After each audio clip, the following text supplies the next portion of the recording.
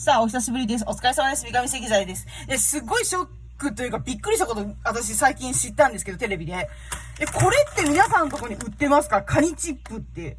子供の頃からうちら当たり前のように食べてて、よくね、お祭りとかでこの小袋あるじゃないですか。いっぱいお菓子が入ったバリエーションの。中にもちっちゃいこのカニチップの袋とか入ってたぐらい、カニチップを食べて育ってたんですけど、なんか最近知ったんですけど、これ、東海地方限定らしいんですけど、ちょっと東海地方以外の皆さん教えてください。これ食べたことあるよっていう人ない人います？ちょっと教えてください。ちょっとめっちゃ気になります。ちょっと、全国、あれだと思ってたので、ちょっと今、あかねちゃんちょっとびっくりしてるんですけど、誰か教えてください。お願いします。じゃあね。